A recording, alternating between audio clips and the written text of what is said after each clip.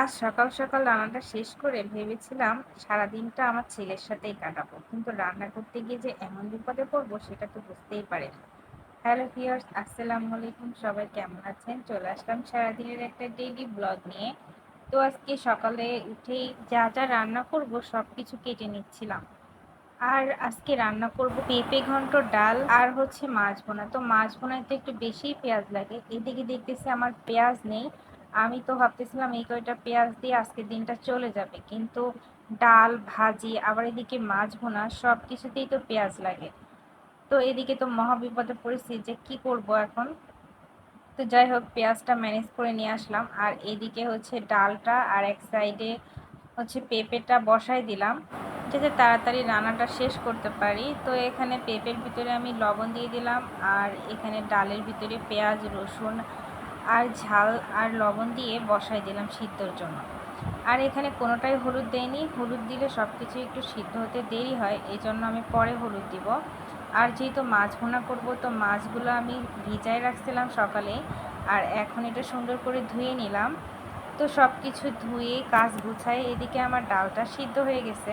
ডালটা একটু ঘুটে দিয়ে এবার এতে পানি দিয়ে দিব, আর এক সাইডে কড়াইয়ে তেল দিয়ে পেঁয়াজ রসুন দিয়ে দিব ভাজার জন্য, যাতে একসাথে ডালটা তেলে দেওয়া হয়ে যায়। আসলে আমার প্রতিদিন রান্না করতে করতে অনেক লেট হয়ে যায়, আর আমার ছেলে আমাকে রান্না করে দিতে চায় না। ও সবসময় চায় ওর কোলের কাছে আমি বসে থাকি। ওকে ফোন দিলেও হয় না, বা টিভি ছাড়লেও ও দেখে না কার্টুন।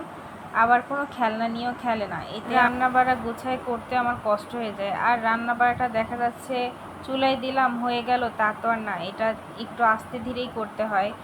তো এই জন্য ভাবতেছি সকাল সকাল রান্নাটা শেষ করে নিলে ওকে দেখা যাচ্ছে নিয়ে আমি একটু সময় দিতে পারি। আর দেখা যাচ্ছে পেজে কাজ করা হয়, আবার হচ্ছে এদিকে রান্না করা হয়, তো আমি ওকে সময় দিতে পারি না।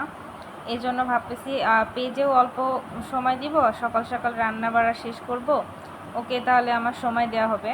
আসলে ও এখন অনেক ছোট, ও সবসময় চায় ওর মার সাথে থাকুক। আর ও এমনি খেলা টেলা ছোটোবেলা থেকেই কোনো খেলনা নিয়ে খেলতে চায় না। তো এই জন্য আমার একটু কাজ করতে ছোট থেকেই আমার একটু কষ্ট হয়ে যায়। তো তো এদিকে আমার পেঁপে ঘন্টটা হয়ে গেছে, আমি পেঁপে ঘন্টটা নামাই রেখে দিচ্ছি। তো ও ওঠার আগে আমার ডাল পেঁপে ঘন্ট আর সব মশলাপাতি রেডি করা হয়ে গেছে মাছ ভোনার জন্য। দেখা যাচ্ছে মাছটা ভেজে নিয়ে আমি এবার মশলাপাতি কষায় বসায় দিতে পারবো। ও ওঠার আগে আমার সব রান্না বাড়া হয়ে গেলে দেখা যাচ্ছে ওকে আমি খাওয়ায়ে তারপরে হচ্ছে ওকে টাইম দিতে পারবো। তো এখন হচ্ছে প্রায় সকাল 9:30 বাজে।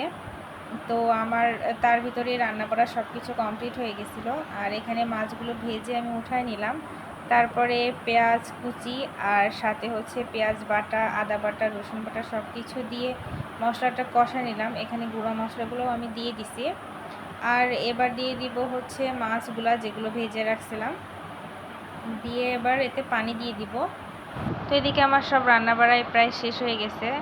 আর আসলে সবার বাচ্চা একরকম জ্বালায় না, এক একজনের বাচ্চার জ্বালানো এক এক রকম, তো জ্বালানো মাকেই সহ্য করতে হবে। তো যাই হোক, আমার ভিডিওটা যদি ভালো লেগে থাকে অবশ্যই লাইক কমেন্ট আর শেয়ার করবেন। আজ এ পর্যন্ত, আল্লাহ হাফেজ।